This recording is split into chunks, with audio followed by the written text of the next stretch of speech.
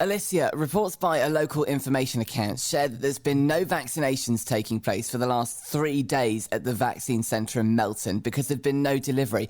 Is that true? And if so, do you think there's a risk that Melton's being left behind? Melton is absolutely not being left behind in any way, sense or form.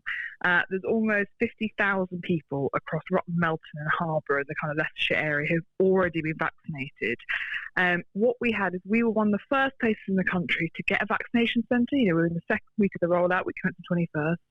And since that launch, we have had a delivery of almost 1,000 vaccines every single week to the Melton Centre. Now, the way it works for Pfizer vaccine, people know, is that all the vaccinations have to be given out within 5 days. So obviously the NHS has to work on the assumption that it could take up to 5 days for those vaccinations to be given out.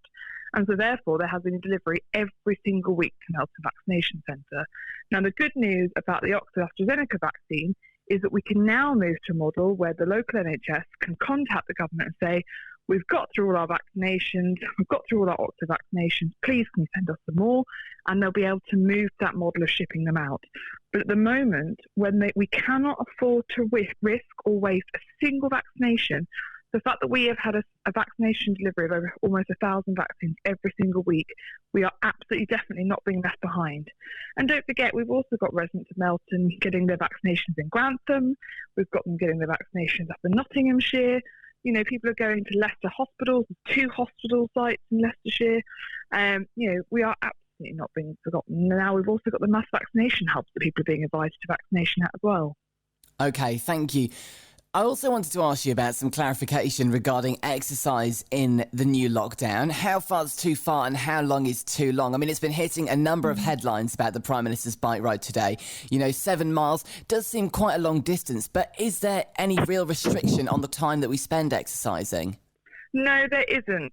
Outdoor recreation is absolutely allowed. You can go out to exercise, but it should be limited to once a day. That's the only thing we say, and that you should ideally stay as locally as you can. But ultimately, there is, apart from saying once a day and saying ideally stay within your local area, there is no formal restriction, and this is very much a restriction. It's not a law. OK. On that subject of exercise and a lot of people travelling, there's been a lot of issues shared amongst rural circles as well on Facebook and Twitter of people travelling from more urban areas to the rural areas with complete disregard for the countryside code, walking on footpaths, etc. What do you say to those people? So this is an issue actually I raised with the Environment Secretary only yesterday. So I was saying to the Environment Secretary, I'm really worried with a lot of people who don't understand the rural way of life, but also walking through farmers' fields thinking it's just, a grassy field they can trample all over. It's really important that people understand and respect the rural way of life and actually farmers, it's not a rural way of life, it's their workplace. You wouldn't just walk into someone's office and trample all over the place, and it's the exact same thing here. It is really important people stay local as much as possible, and people are doing that, but obviously there are always going to be exceptions. So my message to people who are worried about that is I've raised it with the Environment Secretary, I'm talking to ministers about what we do about it, but our police are doing a really good job. Whenever I've spoken to them about specific areas of concern, they have absolutely done all they can to go monitor and to make sure that they are checking that people are really doing what they should be doing. Well, that's fantastic to hear. What's your view on universities? I know a number of students who, in addition to racking up £9,000 a year debt for their online education, where they're missing out on practical experience, they're also paying for accommodation which they've been told they're legally not permitted to live in if they were already at home. Most are out of work due to the pandemic with few employment opportunities. They tend to work in sectors, like nightlife, hospitality. The government were given a chance to comment on this last week when Gavin Williamson was speaking and said it had been discussed already. And I know that was a major blow to many students waiting for some further clarification. So can I ask you if you have any idea of what is going to be done to support these students, the majority of which have done everything asked of them since the beginning of this pandemic? There have been a small number who've disrespected the majority of the student body, I feel, in their actions and behaviour. But the vast majority have lived to the letter of these restrictions, and I think they feel very disappointed that they're having substandard online tuition with connection issues, technical delays and problems faced by distance learning, all at a premium price of £9,000 a year plus accommodation. What do you say to those students? No, I have to say I have complete sympathy with those students, and I agree with them every single way. Throughout the pandemic, I have fought for a number of students who come to me who've had appalling kind of situations put in place by their landlords or been treated very poorly, and I've been able to win a lot of those cases for people. But ultimately, I think that universities have to take a hard look at themselves, and they should be giving refunds to students. I think that's absolutely the right thing. I have made this point to education ministers. They are very aware of what my view is on the fact. Obviously, we cannot necessarily force them to do so, but there is actually an entire campaign being run by some backbench conservatives called Blue Collar Conservatives, where there is a push for exactly that, refunds to students because they deserve them, because they're not getting the education they wanted, they're not getting the education they deserve, and they're definitely not getting what they paid for. Alicia, if you were a university, would you be refunding your students? I would be, yes. And I think it's really good that I think we've seen Loughborough University already take the first step towards doing this. One Melton student's taken to Twitter, an A-level student, and written this, and I wanted to know what your thoughts were on their statement. Doing online learning, knowing that every single piece of work that you submit is affecting your final grade, honestly feels like you're sitting an exam every day. The stress is unreal. I mean, I think I have an enormous sympathy for any student at any level who's doing exams at the moment.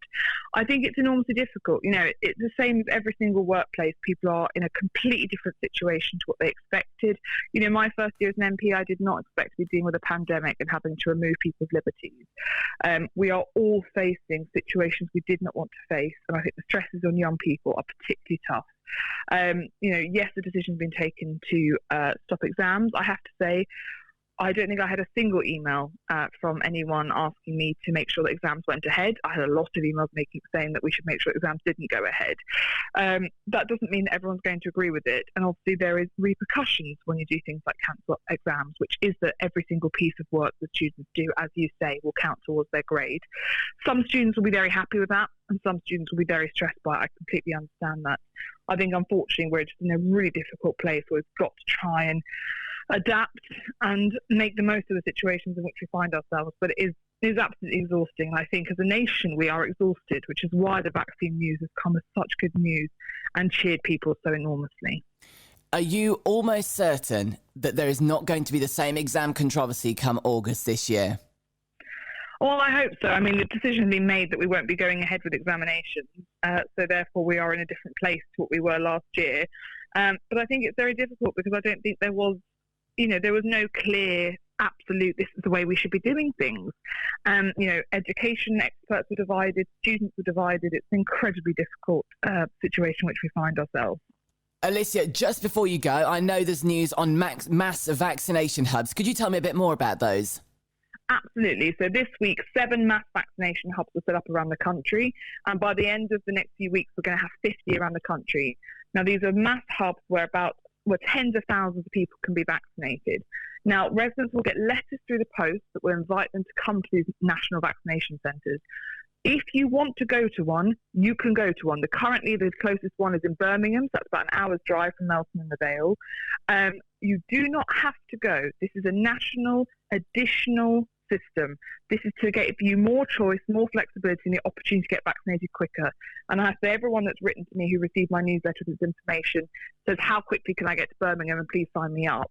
But I want to be very clear that just because you get a letter inviting you to vaccination at a national centre doesn't mean you have to go. You can choose to wait and instead be vaccinated locally, whether that's in Nottingham or whether it's in Melton or whether it's in Market Harbour or Grantham or wherever your GP is registered at.